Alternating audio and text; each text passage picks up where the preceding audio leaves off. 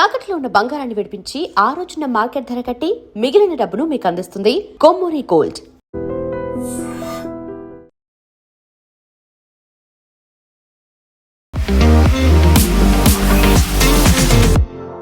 So budget గురించి బోల్డ్ and expectations ఉన్నాయి. But for the first time హిస్టరీలో ఒక సండే రోజు పెట్టారు అంటేనే చాలా హై ప్రయారిటీ కింద ఉంది అనుకున్నప్పుడు మనకు లభించింది ఏంటి, ఏమొచ్చింది, మనం ఎన్ని రిక్వెస్టులు చేసినప్పటికీ ఏది రాలేదు, కేవలం ఒక హై స్పీడ్ రైల్ తప్ప ఇంకేం లేదు అనేటువంటి మాట నిజం కాదంటారా? ఫస్ట్ ఆఫ్ ఆల్ బడ్జెట్ అంటే వీళ్ళు అర్థం చేసుకోవాలి. బడ్జెట్లో పాలసీ అనౌన్స్మెంట్స్ ఉండదు. ముందట్లా ఏం చేయబోతున్నామని చెప్పేది బడ్జెట్ బయట వస్తుంది. బడ్జెట్ అంటే ఏంటి? వచ్చిన ఆదాయం ఇంత, ఖర్చు అయింది ఇంత, డెఫిసిట్ ఉంటే. జిఎస్టీ కలెక్షన్ చూడండి, మీరు మొదలైనప్పుడు ఫస్ట్ జిఎస్టీ కలెక్షన్ 45,000 కోట్లంతో ఉంటుంది నెలకి. ఇప్పుడు 2 లక్షలు నడుస్తుంది. అంటే ఆ బేస్ ఎక్స్పాండ్ చేశారు. ఈ budget is all about long term plan. బడ్జెట్లో ముందట్లాగా మేజర్ అనౌన్స్మెంట్ ఉండదు. మేము 10 ఎయిర్పోర్ట్లు కడతాము, మేము 30 ట్రైన్లు నడిపిస్తాము.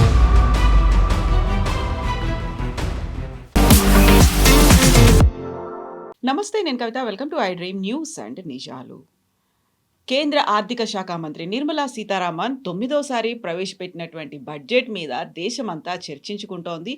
దేశవ్యాప్తంగా దేశాన్నే ఒక యూనిట్గా చేసుకొని బడ్జెట్ని ప్రవేశపెట్టారు అంటుంటే రాష్ట్రాలకి ఒరిగిందేంటి, అందులోనూ పర్టికులర్గా తెలుగు రాష్ట్రాలకి ఏమిచ్చారు? తెలంగాణలో 8 మంది ఎంపీలు ఉన్నప్పటికీ తెచ్చింది గుండు సున్నా. ఇలాంటివన్నీ కేవలం ఆరోపణలు మాత్రమేనా? పొలిటికల్గా మాత్రమే దీన్ని చూస్తున్నారా? ఓవరాల్గా బడ్జెట్ ఎలా ఉంది? మనతో పాటుగా ఉన్నారు సీనియర్ జర్నలిస్ట్ సురేష్ కొచ్చతిల్ గారు. సార్ నమస్తే.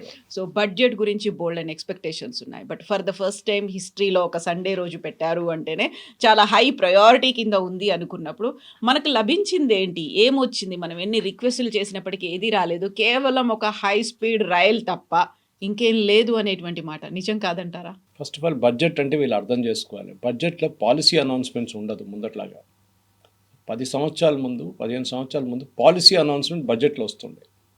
అంటే మేము ఏం చేయబోతున్నాం అనేది.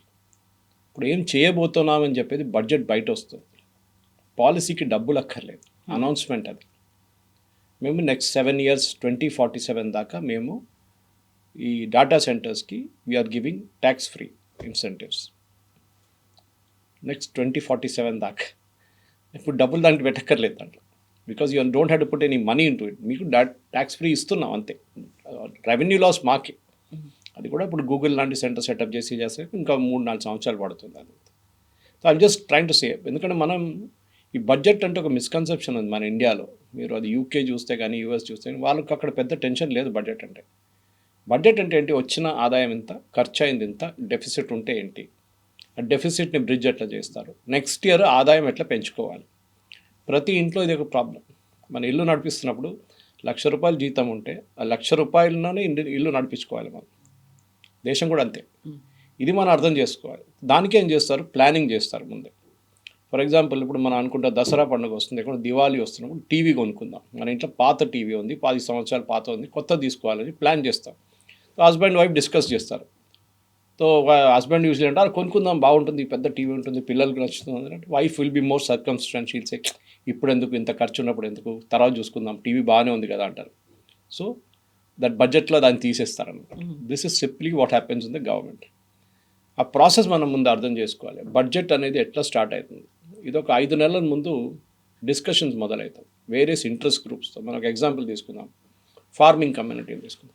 ఫార్మింగ్ కమ్యూనిటీని పిలిచి వాళ్ళ అసోసియేషన్స్ చాలా ఉంటాయి, సౌత్ నుంచి, నార్త్ నుంచి, అండ్ ఈస్ట్ వెస్ట్, ఎక్కడి నుంచి అయినా వాళ్ళు పిలిపిస్తారు. అది కూడా different, paddy separate, cotton separate, onion separate, అట్లా వాళ్ళందరూ పిలిపించుకొని అడుగుతారు మీకేంటి, మీ ప్రాబ్లమ్స్ ఏంటి. వాళ్ళని చెప్తారు మాకు సీడ్స్ దొరకట్లేదు, విత్తనాలు దొరకట్లేదు, యూరియా తగ్గిపోయింది, మాకు ఎంఎస్పి సరిపోవట్లేదు, చాలా డిమాండ్స్ పెడతారు వాళ్ళు. అది కాకుండా మాకు కిసాన్ క్రెడిట్ కార్డులో అమౌంట్ కొంచెం పెంచండి, ఇదంతా నోట్ చేసుకుంటారు.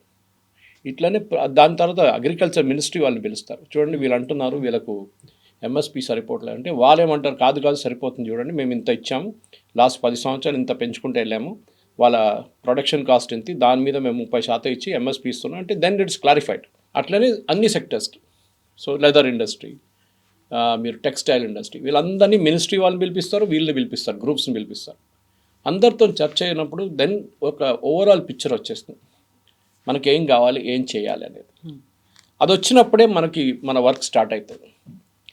వాళ్ళు ఏం చేస్తారు, ఫస్ట్ ఒక డ్రాఫ్ట్ తయారు చేస్తారు, బడ్జెట్ డ్రాఫ్ట్. ఏంటంటే ఈ సంవత్సరం మనకి రాబోయే ఆదాయం ఎంత, ఇంకా కాలేదు కదా, వీఆర్ ఓన్లీ ఇన్ ఫిబ్రవరి, ఇంకా 2 నెలలు ఉన్నాయి. సో రాబోయే టిల్ డిసెంబర్ మనకి ఎంత వచ్చింది, జనవరి కూడా క్యాలిక్యులేట్ చేయలేము ఇప్పుడు.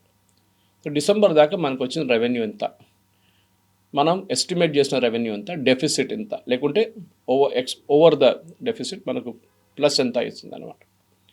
So excess amount we are getting. అదన్నీ చూసిన తర్వాత వీళ్ళు ఓవరాల్గా అలాట్మెంట్ చేస్తారు ప్రతి మినిస్ట్రీకి.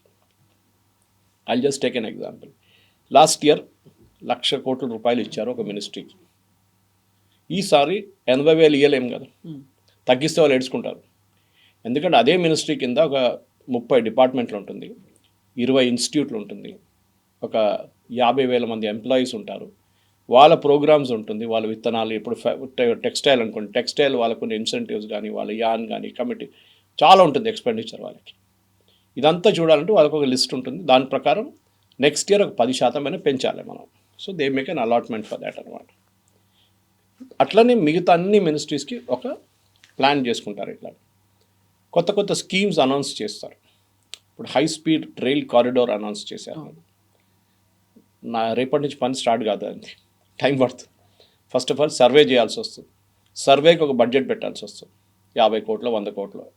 వీళ్ళు ఒక టీం సర్వే చేస్తారు, 6 నెలలు 8 నెలలు పడుతుంది సర్వే. ల్యాండ్ ఎంత కావాలి, ఏ రూట్ నుంచి వెళ్తుంది, పక్కన ఈ ఉన్న ట్రాక్ పక్క నుంచి వెళ్ళాలన్నా, నీకు ఇంకెక్కడన్నా సెటప్ చేయాలన్నా, చాలా పని నడుస్తుంది. దాని తర్వాతనే ఒక ఎస్టిమేట్కి వస్తారు. ఓకే, మనకి ఇన్ని కిలోమీటర్లు ఉంటుంది, హైదరాబాద్ నుంచి Bengaluru high speed rail corridor 540 కిలోమీటర్లు ఉంటుంది, దానికి మనకి ఇంత కావాలి. Then comes the costing part of it. అది నెక్స్ట్ బడ్జెట్లో వస్తుంది. ఇప్పుడు అనౌన్స్మెంటే చేశారు అంతే. సో నెక్స్ట్ బడ్జెట్లో ఏం చేస్తారు, రైల్వే మినిస్ట్రీకి ఆ డబ్బులు ఇస్తారు వీళ్ళు. అది ఇంకోటి, ఎందుకంటే దీనికన్నా ముందు మనకు తెలుసు 15-20 సంవత్సరాల ముందు కూడా, 15 సంవత్సరాల ముందు రైల్వే బడ్జెట్ సపరేట్. అది ఇంకో డ్రామా ఉండే రైల్వే బడ్జెట్ అంటే ప్రతి యూనియన్ మినిస్టర్, ఏ రైల్వే మినిస్టర్ ఉన్నారో ఆయన కాన్స్టిట్యున్సీ నుంచి ఎన్ని ట్రైన్లు పోతాయి, ఎన్ని కొత్త ట్రైన్లు అక్కడి నుంచి మొదలైతే, ఎన్ని కొత్త ట్రైన్లు అక్కడ ఆగుతుంది, దాన్ని అనౌన్స్మెంట్స్ ఉంటుంది. అది గణికాంత్ చౌదరి గారు ఉండొచ్చు, మమతా బెనర్జీ ఉండొచ్చు, లాలూ ప్రసాద్ యాదవ్ ఉండొచ్చు, ఎవరైనా కానివ్వండి రైల్వే మినిస్టర్, వాళ్ళ కాన్స్టిట్యున్సీ నుంచి ట్రైన్లు పోవాల్సిందే. ఇప్పుడు చూడండి అట్లా కాదు కదా. ఇప్పుడు మనకి ఆ రైల్వే మినిస్ట్రీలో ఈ రైల్ కారిడార్తో సహా ఇంకా అనౌన్స్మెంట్ మనం చూడలేదు అసలు. ఉంది బడ్జెట్లో ఎక్కడో, కానీ 3 నెలలకు మోదీ గారు జెండా ఊపి 3 వందే భారత్ని పంపిస్తారు. ఇప్పుడు మనం అనుకుంటే దీని బడ్జెట్ ఎక్కడి నుంచి వచ్చింది, మనం అడగలేదే. దాని బడ్జెట్ ఆల్రెడీ అలోకేట్ చేశారు. బహుశా పోయిన సంవత్సరం చేస్తుంటారు, లేకుంటే దానికన్నా ముందున్న సంవత్సరం చేస్తుంటారు. ల్యాబ్స్ కాకుండా చూసుకున్నారు. అది దానికంటే కావాల్సిన ఎక్విప్మెంట్ అంతా ఆర్డర్ చేసుకున్నారు. నెక్స్ట్ 3 సంవత్సరాల్లో మనకి 50 వందే భారత్ ట్రైన్స్ కావాలి, అంటే కోచెస్ కావాలి, సెట్స్ అంటారు.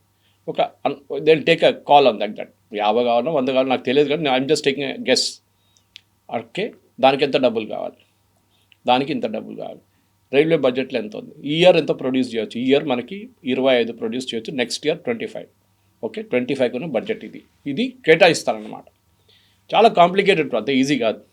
దాని తర్వాత సెకండ్ డ్రాఫ్ట్ తయారు చేస్తారు. దాంట్లో అలొకేషన్స్ చూస్తారు. అంటే మాకు ఈ సంవత్సరం రావాల్సింది, I'm just ing a figure again, భారతదేశం బడ్జెట్ చాలా ఎక్కువ, 1000 రూపాయలు అనుకోండి మనకు రావాల్సింది. ఇప్పుడు దాకా వచ్చింది 750 రూపాయలే. ఇంకా 250 రూపాయలు 2 నెలల్లో రావాల్సి. యూజువలీ లాస్ట్ 2 మంత్స్లో పికప్ అవుతుంది కలెక్షన్స్. టార్గెట్ ఇస్తారు వీళ్ళు, ఇన్కమ్ ట్యాక్స్ డిపార్ట్మెంట్ కానీ మిగతా డిపార్ట్మెంట్, జిఎస్టీ వాళ్ళందరికీ ఉంటుంది. వాళ్ళు స్పీడప్ చేస్తారు కలెక్షన్. స్పీడప్ అయిన తర్వాత ఒక ఎస్టిమేషన్ వస్తుంది, బై ఏప్రిల్ ఒక తెలిసిపోతుంది. దానికన్నా ముందే వీళ్ళకి ఒక ఐడియా ఉంటుంది. ఓకే, ఈ సంవత్సరం మనకి 1000 కోట్లు కాకుండా ఒక 1000 కోట్ల 10 లక్షలు రావచ్చు, 20 లక్షలు, అంటే కొంచెం ఎక్సెస్. కానీ యూజువల్లీ ఎప్పుడు డెఫిసిట్ ఉంటుంది. మన ఖర్చులు మన జీవితం లాగానే, లైక్ మిడిల్ క్లాస్ ఫ్యామిలీ, ఖర్చులు ఎక్కువ, ఆదాయం తక్కువనే ఉంటుంది ఎంత అయినా కానీ. సో ఏం చేస్తారు, గవర్నమెంట్ బారో చేస్తారు. అంటే వాళ్ళు నోట్లు ప్రింట్ చేయలేరు, వాళ్ళు బారో చేస్తారు, మార్కెట్ నుంచి బారో చేస్తారు, ప్రజల నుంచే బారో చేస్తారు. యాక్చువల్లీ గవర్నమెంట్ ఏం చేస్తారు, ఒక 10,000 కోట్లు 20,000 కోట్లు 1,00,000 కోట్లు బారో చేస్తారు. ఆ బారో ఇంకొక లిమిట్ ఉంటుంది. ఈ ప్రాబ్లం ఎక్కడ వస్తుందంటే మన పర్సనల్ లైఫ్లో కూడా మనం చూస్తాం. ఒకసారి కొంతమంది వాళ్ళకి వచ్చే ఆదాయం కన్నా ఆల్మోస్ట్ 50% ఎక్కువ ఖర్చు పెడతారు. మీరు చూస్తుంటారు. అది ఏం చేస్తారు దానికి ఖర్చు ఎట్లా వస్తుంది? మా డబ్బులు లేవు కదా, డబ్బులు లేని డబ్బులు మీరు ఖర్చు పెట్టండి. మీకు Card ఉన్న use చేస్తారు. మంత్లీ శాలరీ 50,000 ఉంటే మీరు 75,000 ఖర్చు పెడుతున్నారు ఈఎంఐలు అది ఇది అని చెప్పేసి. క్రెడిట్ కార్డ్, పర్సనల్ లోన్ తీసుకుంటారు. లాస్ట్లో ఆ సర్కిల్లో డెట్ సర్కిల్లో వచ్చేస్తారు, మీరు కట్టలేకపోతారు. ఓకే, అది గవర్నమెంట్ కూడా అదే ప్రాబ్లం ఉంది. తెలంగాణ గవర్నమెంట్ ఉండొచ్చు, కేరళ గవర్నమెంట్ ఉండొచ్చు, మహారాష్ట్ర గవర్నమెంట్ ఉండొచ్చు, యూనియన్ గవర్నమెంట్ కూడా, వీళ్ళందరూ అప్పు తీసుకుంటారు. కానీ ఈ అప్పు అంతా మెజర్ చేసేటంటే percentage of GDP, state GDP or central GDP. ఆ జీడిపికి ఒక పర్సంటేజ్ మీరు బారో చేస్తే ప్రాబ్లం లేదు. డెఫిసిట్ పర్సంటేజ్ ఉంటుంది. For example union government deficit ఇప్పుడు 55.4. Okay, that is the deficit for the union government percentage wise, which is healthy, no problem. అది ఇంకా తగ్గించుకుంటే బాగుంటుంది. కానీ కోవిడ్ టైంలో అది 70 దాకా వెళ్ళింది, బికాజ్ ఆదాయం లేకుండా అప్పుడు చాలా బారో చేయాల్సి వచ్చింది. ఈ అమౌంట్ ఇమీడియట్ కట్టక్కర్లేదు, ఇది ఇయర్ బై ఇయర్ కట్టేస్తారు ఈ అమౌంట్ ఇంట్రెస్ట్తో సహా. దానికోసం మీరు చూసుంటారు, వెన్ 100 రూపీస్ వస్తే ఆ 100 రూపీస్ ఎక్కడికి వెళ్ళిందని చెప్పి ఈ ఎకనామిక్ టైమ్స్ లాంటి పేపర్లో బడ్జెట్ నెక్స్ట్ డే చూపిస్తారు. వచ్చిన ఆదాయం 100 రూపాయలు, దాంట్లో శాలరీస్ అండ్ పెన్షన్స్ ఇంత, వెల్ఫేర్ స్కీమ్కి ఇంత, ఇంట్రెస్ట్ పేమెంట్స్ అని ఉంటుంది. అది ఇది ప్రిన్సిపల్ అమౌంట్ మాట్లాడలేదు, ఇంట్రెస్ట్ పేమెంట్. ఎక్కడ కూడా చూసాం, కేసీఆర్ గారు వచ్చారు, మొత్తం విపరీతంగా 3 లక్షల కోట్ల అప్పు తీసుకున్నారు, అది ఇది అని చెప్పి, నాకు ఎగ్జాక్ట్ అమౌంట్ గుర్తులేదు. కానీ ఈ కాంగ్రెస్ వాళ్ళు ఆరోపణ చేస్తుంటారు, ఆయన మేడిగడ్డ కట్టడానికి, కాళేశ్వరం కట్టడానికి డబ్బులు తీసుకున్నాడు, left right and centre borrow చేసుకున్నాడు, ఇప్పుడు మేము కడుతున్నాం అని చెప్పి రేవంత్ రెడ్డి ఏడుస్తున్నారు. కరెక్ట్ అది. సో బారోయింగ్ ఎప్పుడు సెన్సిబుల్గా చేయాల్సి ఉంటుంది మనం. కానీ మనం చూడాల్సింది ఏంటంటే, మనకి వచ్చే ఆదాయంలో క్యాపిటల్ అసెట్స్ క్రియేట్ చేస్తున్నామా లేదా. క్యాపిటల్ అసెట్స్ అంటే మీరు ఒక బిల్డింగ్ కడుతున్నారా, రోడ్ కడుతున్నారా, ఒక రైల్వే స్టేషన్ కడుతున్నారా, ఒక బస్ స్టాండ్ కడుతున్నారా, హాస్పిటల్ కడుతున్నారా, క్యాపిటల్ అసెట్స్ క్రియేట్ చేస్తాం. కాదు, మేము ఫ్రీ బస్ రైడర్ ఇస్తున్నాం మహిళలకి, క్యాపిటల్ అసెట్ లేదు దాంట్లో. మీరు ఖర్చు పెడుతున్నారు కానీ దానికి ఒక అసెట్ క్రియేట్ కావట్లేదు. మీరు 1,00,000 కోట్లు ఖర్చు పెట్టారు, సరే 1,00,000 కోట్లు ఖర్చు పెట్టి ఏం చేశారు దాంట్లో? ఏం లేదు, ఇచ్చేసాం, అయిపోయింది. నెక్స్ట్ ఇయర్ మళ్ళీ ఇవ్వాల్సి వస్తుంది. సో దెర్ ఇస్ అ పెద్ద డేంజర్. ఇప్పుడు 16 ఫైనాన్స్ కమిషన్ కూడా అదే చెప్పారు. కొన్ని స్టేట్స్ అయితే వాళ్ళ బడ్జెట్ది 18% దాకా ఫ్రీబీస్లు ఇస్తున్నారు. ఒక 5 సంవత్సరాల ముందు ఇది 3-4% ఉండే. అంటే మీ దగ్గర ఉన్న 100 రూపాయల్లో మీరు ఇంకెక్కడో ఖర్చు పెట్టాల్సింది తీసేసి, బ్రిడ్జ్ కట్టాల్సింది, రోడ్లు కట్టాల్సింది, స్కూల్ కట్టాల్సిన డబ్బులు తీసుకొని, హెల్త్ కేర్ మీద ఖర్చు డబ్బులు తీసుకొని మీరు ఫ్రీబీస్కి ఇస్తున్నారు. మీకు ఎక్స్ట్రా అమౌంట్ ఎక్కడ రావట్లేదు, ఉన్న అమౌంట్ అడ్జస్ట్ చేసుకోవాల్సి వస్తుంది. ఫైనాన్స్ మినిస్టర్ పని అది. ఇది చాలా డేంజరస్. బట్ కొన్ని సిల్వర్ లైనింగ్స్ ఉన్నాయిలే. ఎందుకంటే ఈ బడ్జెట్ నేను చెప్పాను చూడండి, మన మిడిల్ క్లాస్ ఎక్స్పెక్టేషన్ అంటే ఇన్కమ్ ట్యాక్స్ తగ్గిందా, మనకి ఇంకేమైనా తగ్గిందా. జిఎస్టీ వచ్చిన తర్వాత, జిఎస్టీ బడ్జెట్ నుంచి బయటికి వెళ్ళిన తర్వాత బడ్జెట్లో రొమాన్స్ పోయింది మొత్తం. అంత టెన్షన్ లేదు బడ్జెట్. మీరు చూడండి, ముందు బడ్జెట్ ప్రజెంట్ చేస్తున్నప్పుడు యశ్వంత్ సిన్హాను, అది మన దానికన్నా ముందున్న ఫైనాన్స్ మినిస్టర్స్ ఎవరైనా, మన్మోహన్ సింగ్ గారు కూడా ప్రజెంట్ చేశారు ఒక్కోసారి, అరుణ్ జైట్లీ గారు, చిదంబరం చేశారు. అప్పుడు చాలా టెన్షన్ ఉండే, ఏం పెంచేస్తారో, సిగరెట్ పెంచిపోతే మందు పెంచుతారో, అక్కడ చెప్పులు కాస్ట్లీ అవుతుందో, లేకుంటే ఇక్కడ టెలివిజన్ సెట్ కాస్ట్లీ అవుతుందో, ఇదే ఉంటుంది. ఇప్పుడు అదంతా జిఎస్టీ బయటికి వెళ్ళిపోయింది. ఇప్పుడు ఆ జిఎస్టీ ఎలిమెంట్ వెళ్ళిన తర్వాత బడ్జెట్లో ఎక్కువ ప్రొనౌన్స్మెంట్స్ లేవు. ఈసారి జిఎస్టీ రేషనలైజేషన్ జరిగినప్పుడు మనకు గుర్తుంటుంది, 4 స్లాబ్ నుంచి 2 స్లాబ్ చేశారు. అది అవుట్ సైడ్ బడ్జెట్ జరిగింది. అది కూడా 6 నెలల ముందు. బడ్జెట్తో సంబంధం లేదు, కానీ బడ్జెట్తో సంబంధం ఉంటే ఉంది. ఎందుకంటే budget collection of GST also comes in to the budget. కానీ జిఎస్టీ కలెక్షన్ చూడండి, మీరు మొదలైనప్పుడు ఫస్ట్ జిఎస్టీ కలెక్షన్ 45,000 కోట్లు ఎంతో ఉండే నెలకి, ఇప్పుడు 2 లక్షలు నడుస్తుంది.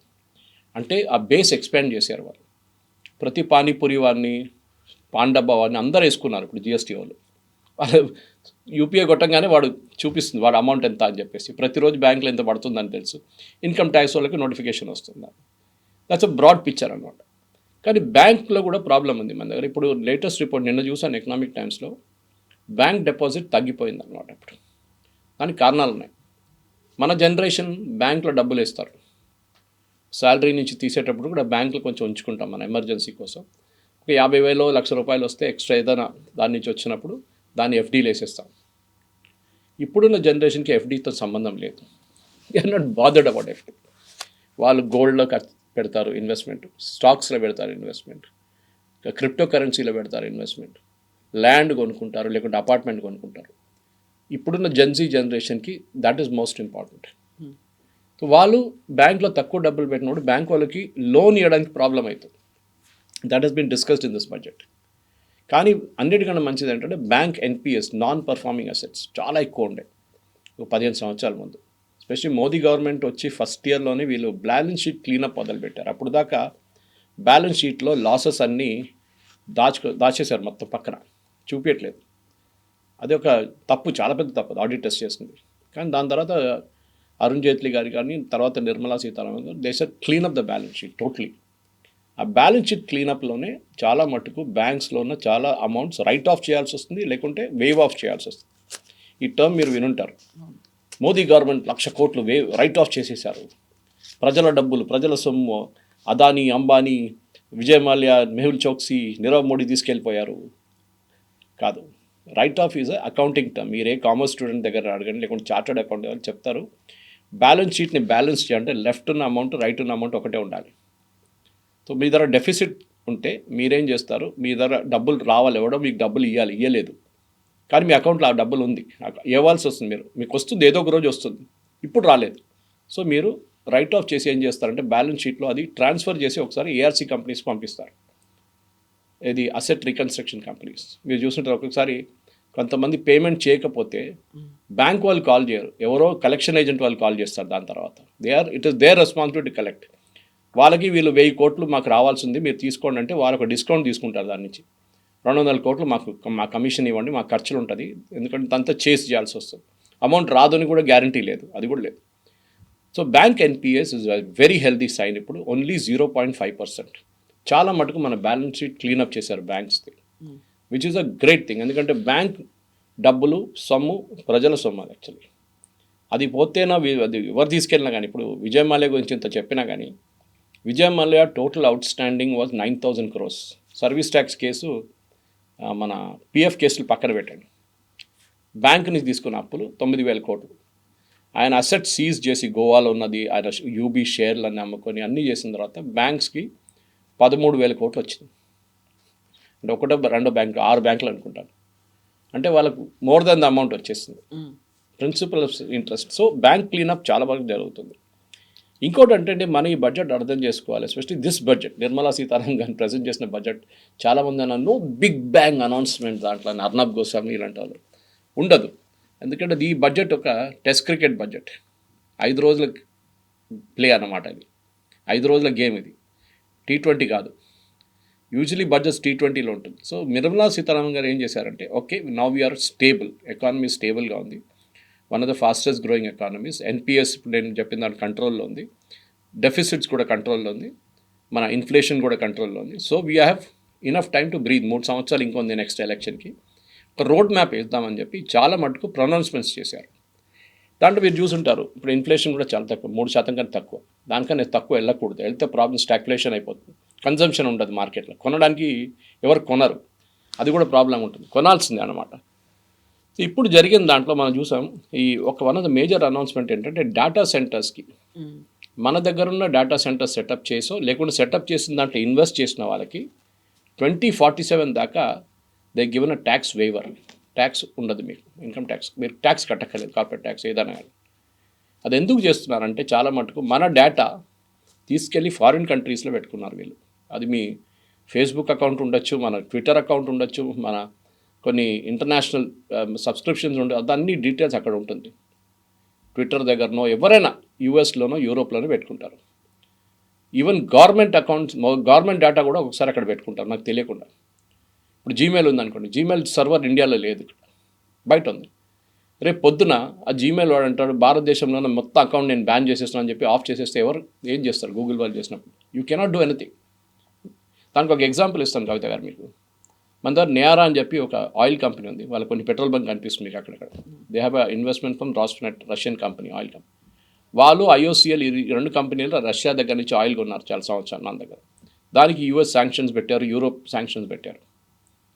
యూరోప్ ఏం చేశారంటే నియారాని కాదు, any company dealing with Russia వాళ్ళ మీద బ్యాన్ పెట్టేశారు. వాళ్ళు ఏం యూజ్ చేసినా అది బ్యాన్, అంటే అమౌంట్ బ్యాంక్లోని అమౌంట్ సీజ్ చేసుకున్నారు, వాళ్ళు ఇంకా పేమెంట్ చేయాల్సిన అది కూడా సీజ్ చేసుకున్నారు, అన్ని అసెట్స్ కూడా సీజ్ చేసుకున్నారు. భారతదేశంలో అసెట్స్ సీజ్ చేయలేరు, వాళ్ళు ఇక్కడ ఉన్నారు నయారా. వాళ్ళు ఏం చేశారంటే నయారా యూజ్ చేసే ERP సాఫ్ట్వేర్ SAP వాళ్ళది, SAP జర్మనీ. వాళ్ళు ఒకరోజు పొద్దున నయారా వాళ్ళు వచ్చి వాళ్ళ సిస్టమ్స్ ఆన్ చేస్తే పనిచేయట్లేదు. ఏంట్రా అని చెప్పి లోకల్ ఆఫీస్ ఫోన్ చేసి చాలా పెద్దది ఈఆర్పీ వాళ్ళది. So it's controlling so many petrol bunks, refineries, అది ఇది అన్ని దాని మీద డిపెండెంట్ ఉంది. ఏంటని అడిగితే ఇండియా ఆఫీస్ అంటే మాకు తెలియదు, మాకు యూరోప్ నుంచి ఇన్స్ట్రక్షన్స్ వచ్చింది, మీరు రష్యాతో డీల్ చేస్తున్నారు కదా, మీ ఈఆర్పీని డీయాక్టివేట్ చేయమన్నారు అని చెప్పి.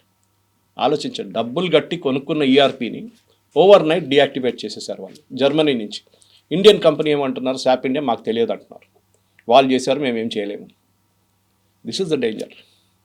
రేపు ఏదైనా చేయొచ్చు మనతో. ఇప్పుడు చూసినాం మనం, రష్యా వార్ మొదలైనప్పుడు రష్యాకి $200 బిలియన్ యూరోప్లో ఉన్న బ్యాంకులలో డబ్బులు ఉంటాయి. అది వాళ్ళ ఖర్చులకి దానికి దీనికి పేమెంట్స్కి వాడుకున్నారు గవర్నమెంట్, రష్యన్ గవర్నమెంట్. యూరోప్లో చేయాల్సిన పేమెంట్స్, అక్కడి నుంచి వచ్చే పేమెంట్స్ అంతా అకౌంట్లో యాక్టివ్గా ఉన్నాయి, London and some other places. ఈ వార్ మొదలైనప్పుడు రష్యా ఏం చేశారంటే యూరోపియన్ యూనియన్ ఆ అకౌంట్ బ్లాక్ చేసేసారు. రష్యాకి యాక్సెస్ లేదు. ఆ $200 బిలియన్ నుంచి కొన్ని డబ్బులు already I think $50 billion they are given to Ukraine. Russia డబ్బులు యూరోప్లో ఉన్న బ్యాంక్స్లో పెట్టి డబ్బులు తీసి యూక్రెయిన్కి ఇచ్చారు. So government of India is now saying no, you will base, ముందైతే ఇన్స్ట్రక్షన్స్ ఇచ్చారు, గుర్తుంటుంది మీకు, all the data centres should be based in India.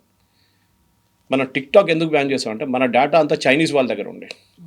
మీరు బిలీవ్ చేయరు, ఒక 3 సంవత్సరాల ముందు గవర్నమెంట్ ఆఫ్ ఇండియా వాళ్ళ ఐబీ కానీ మిగతా డిపార్ట్మెంట్స్ ఒక స్వీప్ చేశారు. స్వీప్ అంటే ఏంటంటే ఎలక్ట్రానిక్ చెక్. మన దగ్గర అటెండెన్స్ ఫేస్ ఉంటుంది, లేకపోతే థంబ్ ఉంటుంది. దాంట్లో ఉన్న background data, most of this instruments are from China. దాంట్లో ఒక చిప్ ఉంటుంది, because it has to transmit that information HR డిపార్ట్మెంట్కి ఎక్కడికి వెళ్తుంది, అటెండెన్స్ వచ్చారా లేదా అని చెప్పి చెక్ చేస్తే దాంట్లో చాలా మటుకు ఇన్ఫర్మేషన్ చైనాకి వెళ్తుందంట. కొన్ని ఈ biometric and face recognition system defence మినిస్ట్రీలో ఉండే, కొన్ని నేవల్ బేసిస్లో ఉండే, కొన్ని ఎయిర్ ఫోర్స్ బేసిస్లో ఉండే, కొన్ని ఆర్మీ బేసిస్లో ఉండే. అంటే అక్కడ పనిచేస్తున్న ఆర్మీ బేస్లో ఎవరు ఉన్నారు వాళ్ళ డీటెయిల్స్ మొత్తం చైనాకి వెళ్ళింది. సో ఇమ్మీడియట్గా డీయాక్టివేట్ చేశారు మొత్తం దాన్ని. సో ఆల్ సీసీటీవీ కెమెరాలు కూడా తీసేశారు. ఓన్లీ మేడ్ ఇన్ ఇండియా, అది కూడా చెక్ చేసిన తర్వాత క్లియరెన్స్లోనే హై సెక్యూరిటీ క్లియరెన్స్ వచ్చింది. సో చాలా మటుకు ఈ బడ్జెట్లో అట్లాంటి పొజిషన్ రాకూడదని చెప్పి ఈ డేటా సెంటర్స్ చేశాను. నేను I'm just taking 1 or 2 elements, ఎందుకంటే మొత్తం డిస్కస్ చేయక్కర్లేదు. చాలా మటుకు చెప్పాను చూడండి, అన్ని పాలసీ ఎలిమెంట్స్ బయట ఉంటుంది. లాస్ట్ ఇయర్ ట్యాక్స్ బెనిఫిట్ ఇచ్చారు, ఈసారి ఇవ్వరని అందరికి తెలిసిందే. అది మిడిల్ క్లాస్ అనుకుంటారు మాకు మళ్ళీ 12 లక్షలు అయింది, ఇంకా 14 చేస్తారేమో సార్. ఇండియాలో 2% మంది ఇన్కమ్ ట్యాక్స్ కడతారు. దాని మీద కూడా పెద్ద డిబేట్ ఉంది, ఎందుకు 100% మంది కట్టట్లేదు. అది బికాజ్ మన దగ్గర 65 నుంచి 70% మంది రైతులు, వాళ్ళకి ఇన్కమ్ ట్యాక్స్ ఉండదు. సరే వాళ్ళ దాంట్లో కొంచెం చాలా రిచ్ ఫ్యామిలీస్ ఉన్నారు, 100 ఎకర్లు, 200 ఎకర్లు, 300 ఎకర్లు, ట్రాక్టర్లు, BMWలు, పంజాబ్ లాంటి ప్లేస్లు. వాళ్ళని ట్యాక్స్ చేయాలంటే ఎస్, నేనైతే పర్సనల్గా ఎస్ అంటాను. కానీ గవర్నమెంట్ చేయరు, భయపడతారు, ఎందుకంటే పెద్ద ఒక ఓట్ బ్యాంక్ అది. వాళ్ళని పక్కన పెడితే మిగతా ఎవరు, మన దగ్గర ఉన్న డైలీ వేజ్ వర్కర్స్ చాలామంది ఉంటారు, వాళ్ళు కూడా ట్యాక్స్ బ్రాకెట్లో రారు. 15,000, 20,000, 30,000 వచ్చే వాళ్ళకి, ఎందుకంటే 12 లక్షల దాకా ట్యాక్సే లేదు కదా. So you need not pay tax. Even ₹1,00,000 వస్తే కూడా మీరు ట్యాక్స్ పే చేయక్కర్లేదు టెక్నికలీ, మీ స్టాండర్డ్ డిడక్షన్ అంతా తీసేస్తే. సో ట్యాక్స్ బ్రాకెట్ పెంచాలి, ఎస్, దాంట్లో డౌట్ లేదు. కానీ దాంట్లో అది గవర్నమెంట్ రెగ్యులర్గా దీంట్లో అనౌన్స్ చేయరు, పాలసీ అనౌన్స్మెంట్ ఉంటుంది, అది ఎట్లా జరుగుతుంది అనేది. సో ఇది మెయిన్గా ఒకటంటే గవర్నమెంట్ ఒక లాంగ్ టర్మ్ గేమ్ ఆడుతున్నారు. మీరు ఏదైనా చూడండి, చిన్న చిన్న స్కీమ్స్ కూడా వీళ్ళు డేటా సెంటర్స్ కాకుండా వీళ్ళ వైపు నుంచి ఉన్న మ్యాక్రో స్టెబిలిటీ అచీవ్ చేయడానికి చేసిన చాలా మటుకు ఇన్స్టెన్సెస్ 2037, 2040 దాకా అనౌన్స్ చేసుకుంటూ పోతున్నారు. This policy will be applicable, semiconductor policy for example 2037 దాకా ఇప్పుడే అనౌన్స్ చేశారు. ఎందుకంటే పెట్టుబడి పెట్టినప్పుడు ఎవరైనా కానీ 100 కోట్లు పెట్టినా, 200 కోట్లు పెట్టినా, వాళ్ళకు ఒక రీఅష్యూరెన్స్ కావాలి. కొత్త గవర్నమెంట్ వస్తే మమ్మల్ని తీసి బయటపడేవారు, మీరుంటే కూడా మాకు డౌట్. ఇవాళ మోదీ గారు ఉంటారు, రేపు కొత్తగా బీజేపీ లీడర్ వస్తే ఏం చేస్తాడు, నిర్మలా సీతారామన్ లేను ఇంకో ఫైనాన్స్ మినిస్టర్ ఏం చేస్తారు, ఒక డౌట్ ఉంటుంది వాళ్ళు. So they want continuity of policy which is not there in US. Trump అదే ప్రాబ్లం వచ్చింది, బైడెన్ పెట్టిన అన్ని నిర్ణయాలు పక్కన తీసేసాడు, అన్ని చేంజ్ చేసేసాడు. సో కంపెనీలు భయపడతారు అట్లాంటి. సో భయపడకుండా ఉండడానికి చేస్తున్నమాట. అది కాకుండా రైల్వే బడ్జెట్లో ఐ థింక్ 10% పెంచారు, 10.2% పెంచారు డిఫెన్స్ సెక్టర్లో. అండ్ దాన్ని నిర్మలా సీతారామన్ స్పీచ్లో చాలా క్లియర్గా చెప్పింది. లాస్ట్ 10 సంవత్సరాల్లో డిఫెన్స్లో పెట్టిన పెట్టుబడి ఆపరేషన్ సింధూర్లో రిజల్ట్ చూపించింది మాకు, విచ్ ఇస్ కరెక్ట్. ఎందుకంటే ఆపరేషన్ సింధూర్లో అది బ్రహ్మోస్ ఉండొచ్చు, ఆకాష్ ఉండొచ్చు, ఈవెన్ S-400 మీద ఏమైనా పెట్టుబడి ఉండొచ్చు, అన్నీ పనిచేసినాయి అనమాట, even రఫాల్. So we have to invest more. So ఈసారి 15% పెంచారు డిఫెన్స్ బడ్జెట్ లాస్ట్ ఇయర్తో పోలిస్తే. And one element and one more important thing అంటే ఇన్నోవేషన్ అనే ఒక కాన్సెప్ట్ పెట్టారు. పొట్టిగా it is not just production or something like that, innovation కూడా పెట్టారు. ఇన్నోవేట్ చేయండి డిఫెన్స్లో. ప్రైవేట్ సెక్టర్ చాలా కంపెనీలు ఉన్నారు ఇప్పుడు డిఫెన్స్ సెక్టర్లో, ముందట్లా కాదు. More than private sector, private sector companies చాలా ఉన్నాయి. బాబా కళ్యాణి గ్రూప్ కానీ, టాటాస్ కానీ, మహీంద్రాస్ కానీ చాలా గ్రూప్స్ పనిచేస్తున్నారు. చిన్న చిన్న స్టార్టప్స్ కూడా ఉన్నారు. మన దగ్గర లోకేష్ మిషన్స్ ఉంది, MTAR ఉంది, చాలా కంపెనీస్ ఉన్నారు అట్లా. ఇప్పుడు ఏం జరగబోతుందంటే కవిత గారు, government is not thinking of this year, next 10 years ఆలోచిస్తున్నారు అనమాట. So one year to discuss is, for example innovation గురించి మాట్లాడినప్పుడు ముందు మన అటల్ ఇన్నోవేషన్ సెంటర్ అని చెప్పి స్కూల్స్లో పెట్టే చూడండి. ఇప్పుడు గవర్నమెంట్ ఏమంటున్నారు, కంటెంట్ ఇస్ కింగ్. మనం మాట్లాడుతూ ఉంటాం, మన పని అదే కదా కంటెంట్. టెలివిజన్ షోస్లో కానీ మిగతా దాంట్లో కంటెంట్ ప్రొడ్యూస్ చేయడానికి పిల్లల్ని స్కూల్ నుంచే ఎంకరేజ్ చేయాలి. అంటే ఒకటి రాయడం కాదు, చదవడం కాదు, even creating a comic character on screen. స్కూల్స్లో ఉన్నాయి, కొన్ని కంప్యూటర్స్ పెడతారు, వీళ్ళు ఏం లేదు, పిల్లలు వెళ్ళి అక్కడ కూర్చుంటారు, కొంచెంసేపు ఆడుకుంటారు, వచ్చేస్తారు, అయిపోయింది. ఏదో కోడింగ్, బేసిక్ కోడింగ్ నేర్పిస్తారు, అయిపోయింది అంతే. వాళ్ళకు కాలేజ్ లెవెల్కి తీసుకెళ్ళడానికి ఏం లేదు వాళ్ళ దగ్గర. సో ఇప్పుడు ఏం చేస్తున్నారు అంటే స్కూల్ లెవెల్ అండ్ కాలేజ్ లెవెల్లో ఈ కంటెంట్ ల్యాబ్స్ పెడుతున్నారు. దానికి ఒక పెద్ద అమౌంట్ పెట్టారు గవర్నమెంట్. దాంట్లో ఏం చేస్తారు, I think they identified 1000 schools and colleges. చిన్నప్పటి నుంచే వీళ్ళని యానిమేషన్ కానీ, మిగతా గేమింగ్ కానీ, ఇట్లాంటి కాన్సెప్ట్స్ మీద పని చేపిస్తారు వీళ్ళతో. అది ఒక్కొక్క గ్రేడ్లో ఒక్కొక్కటి ఉంటుంది అనమాట. So as you keep going up me skill improve అవుతుంది. మీరు కాలేజ్కి వెళ్ళినప్పుడు ఇంకా ఇంప్రూవ్ అవుతుంది. దాని తర్వాత మీరు ఇంజనీరింగ్ చేస్తారో, ఏం చేస్తారో, డిజైన్కి వెళ్తారో, ఏదైనా చేయండి మీరు, but the skill will stay with you. మనకు కావాల్సింది ఇది. Science, maths, physics, chemistry, biology, geography, moral science, ఇదే నడుస్తుంది చిన్నప్పటి నుంచి. మనకు కావాల్సింది we have to learn technical things. నేను ఎప్పుడు చెప్తూనే ఉంటాను చూడండి, మనకు IITs చాలా ఉన్నాయి. లాస్ట్ 10 సంవత్సరాలు చాలా వచ్చినాయి IITs. I think we should stop, ఎందుకంటే డైల్యూట్ అయిపోతుంది స్టాండర్డ్స్ ఇప్పుడు IITది. మనకు కావాల్సింది ITIs. మన పిల్లల్ని ITIలో ట్రైన్ చేయకు. కానీ మన దగ్గర ఎవరు ప్లంబర్గా పనిచేయడానికి రెడీ లేరు, ఎలక్ట్రీషియన్గా పనిచేయడానికి రెడీ లేరు, ఎయిర్ కండిషనింగ్ మెకానిక్గా పనిచేయరు, కార్పెంటరీ పనిచేయరు. మీరు అబ్రాడ్ వెళ్ళండి, it's a big profession there. మన దగ్గర ఈ ప్రాబ్లం ఉంది. దానికోసం అర్బన్ కంపెనీ లాంటి కంపెనీలు పనిచేస్తున్నారు, వాళ్ళు దాంట్లో ఇంత సక్సెస్ఫుల్గా అయ్యారన్నమాట. ఇది మనం అర్థం చేసుకోవాలి. చిన్నప్పటి నుంచే పిల్లలు నేర్పి this is a good move done by the government అనమాట. కార్పొరేట్ వైపు చూస్తే కార్పొరేట్ ట్యాక్స్ రెవెన్యూస్ పెరిగింది ఈ సంవత్సరం. అయితే in fact it has gone up strongly. Physical deficit నేను చెప్పాను చూడండి 54.5 ఉంది ఇప్పుడు. ఇన్ఫ్యాక్ట్ ఇన్కమ్ ట్యాక్స్ తగ్గించిన తర్వాత కూడా 12 లక్షలు తగ్గించిన తర్వాత ఈసారి till December I think it's 6.5% growth ఉంది ఇన్కమ్ ట్యాక్స్ది. అండ్ చాలా మటుకు అనలిస్ట్ ఏం చెప్తున్నారు, నిన్న కూడా చూశాను నేను టీవీలో, దట్ గవర్నమెంట్ చెప్తున్న 7.4 GDP గ్రోత్ కాకుండా ఈసారి 8% దాకా కూడా వెళ్ళొచ్చు, which is what world bank is also predicting. IMF, world bank అదే చెప్తున్నారు, it will be very strong beyond 7.8. So 8% వస్తే బాగుంటుంది. సో మనం ఏం అర్థం చేసుకోండి, ఇప్పుడు ఎప్పుడు చైనా అని కంపేర్ చేస్తాం మనం కవిత గారు. చైనా సౌత్ ఏషియన్ క్రైసిస్ వచ్చినప్పుడు, ఎకనామిక్ క్రైసిస్ వచ్చిన టైంలో ఒక 10 years China did very well, double digit growth వచ్చింది వాళ్ళకి. అది మనం మర్చిపోకూడదు. We have to achieve double digit growth somewhere. 5 సంవత్సరాల తర్వాత మన డబుల్ డిజిట్ గ్రోత్ మొదలవుతుంది అన్నమాట. అది మొదలైనప్పుడే మనకి we can pick up to somewhere and 9% గ్రోత్కి రావచ్చు మనం. ఆ 9% వస్తే చాలు, then we can pick up from there and run with it అనమాట. 2001 నుంచి 2007 I remember that China's growth was actually in that phase. Double digit అంటే 10% అండ్ మోర్ వాళ్ళ గ్రోత్. ఇప్పుడు మళ్ళీ తగ్గి కిందకి వచ్చారు వాళ్ళు. మనం ఇప్పుడు 7.2 ఉన్నాం, 8కి వచ్చామనుకోండి, నెక్స్ట్ 9. కోవిడ్ తర్వాత చాలా దేశాలు ఇంకా రికవర్ చేయలేదు. ఇంకా యూరోప్ చూడండి, US చూడండి, అందరూ 4.5, 2.3 ఆ రేంజ్లో ఉన్నారు అందరు. మనం ఇప్పుడు కూడా 7లో we are consistently at 7.5. So GDP growth అది, it is not GDP.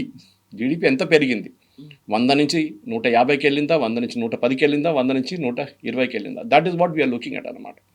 So long term plan నడుస్తుంది ఇప్పుడు. ఈ budget is all about long term plan. బడ్జెట్లో ముందట్లాగా అనౌన్స్మెంట్స్ ఉండదు, మేజర్ అనౌన్స్మెంట్ ఉండదు. మేము 10 ఎయిర్పోర్ట్లు కడతాము, మేము 30 ట్రైన్లు నడిపిస్తాము, మేము అది ఇస్తాము, మేము ఇది ఇస్తాము, ఏమి ఉండదు. All those are policy announcements which is made outside the budget.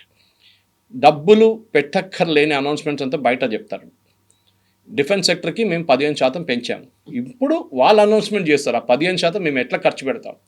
రైల్వేకి 10% ఎక్కువ ఇచ్చాం, నెక్స్ట్ ఇయర్ మేము 12 వందే భారత్ నడిపిస్తాం.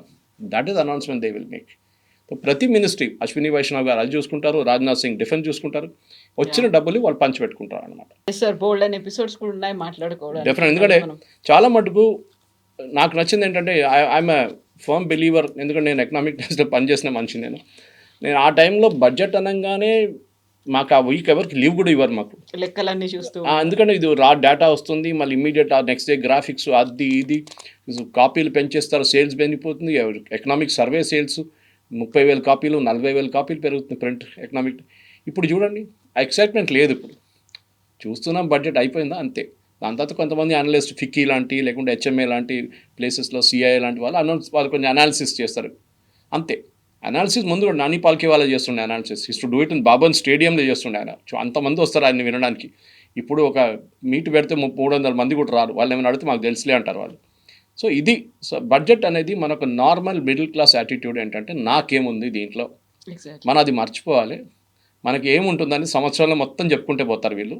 ఆ పాలసీ అని అనుకుంటే అప్పుడు మనం అర్థం చేసుకోవాలి. ఇల్లు ఎట్లా నడిపిస్తున్నామో బడ్జెట్ కూడా అంతే, ప్రభుత్వాన్ని అంతే. Thank you very much.